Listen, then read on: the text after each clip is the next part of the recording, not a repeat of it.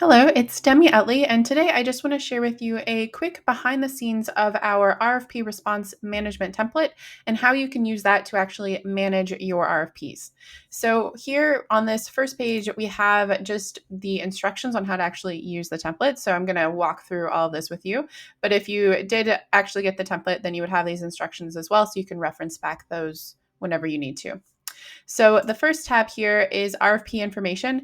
So this one I use to kind of keep track of everything from like an administrative perspective for the RFP. So who the customer is, their contact people, any key team members, both from the customer and our side of things, production details, like if we need to actually ship it out or if it's an electronic submission, if they require a mailing label with specific information.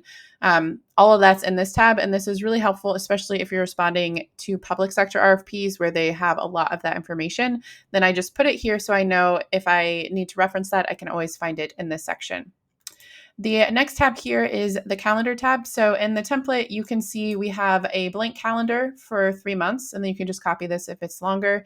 And then I have an example calendar here of what it would look like if you were actually working on an RFP. So normally whenever I have a due date, I kind of work from the deadline and then work back with all the steps that we need to take. So like the kickoff meeting, maybe we have a strategy session, brainstorming, if we split the deliverables into different phases, when those are due, our status calls, the team reviews, all that stuff is in this template. So you can kind of use it for inspiration when you're planning out your schedule for your RFP response as well.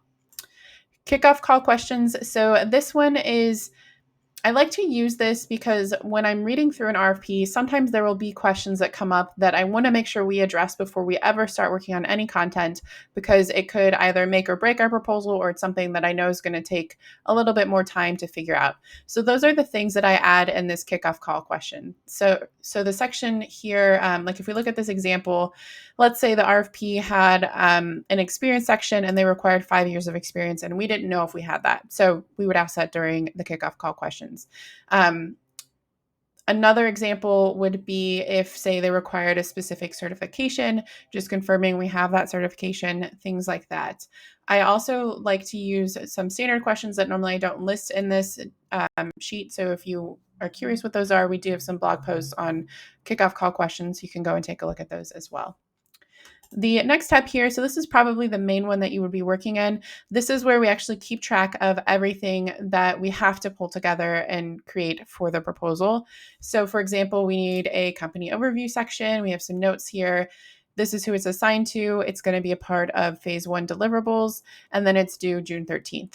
We also would go through and add everything that we have to do. So sometimes I will list every single question we're going to respond to.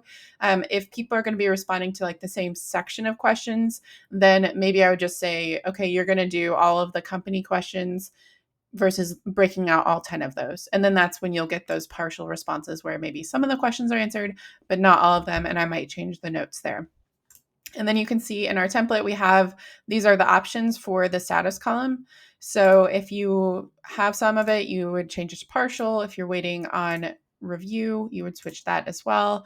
Maybe you no longer need that information, or it's complete. So the goal is to have everything green at the end of the proposal, and you can just quickly see, how far you are and how much is left by how much is still not green. So that just makes it a little bit easier for you to manage. And then the format tab here. So this is where, especially for public sector RFPs, like I've done a lot of state and local and K-12 education RFPs, and they don't always follow the same format. Actually, they often don't, especially for different customers. So in this section here, I would kind of keep track of, okay, well, what is the order of our proposal? Do they require a specific order?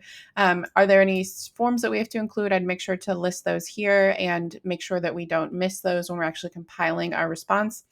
And then if it's a case where pricing has to be separate, down here, you could use this as your pricing section and then anything that you need to include in that as well.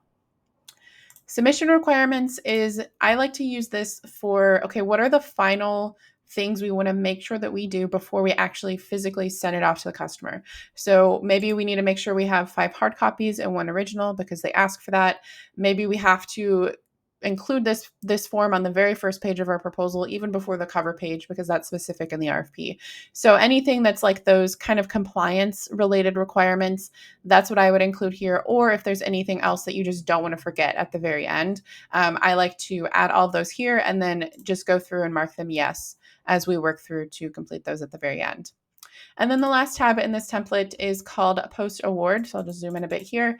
So the intention of this is there something that you need to know once you're actually awarded the proposal and the contract that you need to take action on? So besides doing the actual like project or whatever it is that you're bidding on, maybe in this example, you have to send quarterly reports and that's not typical for you. So you just want to make note that you need to notify finance upon award that they're going to have to send quarterly reports. So you can use this tab depending on your organization. Maybe you wouldn't have to follow up on any of that, but if you do, this is just a great place to kind of check in after you're awarded to make sure you don't miss anything. So that's all that I wanted to show you. That's just a little quick background on this template, how I actually use it for RFPs. And if you have any questions, feel free to include them in the comments below. Otherwise, I hope that you enjoy the template and I will talk to you again soon.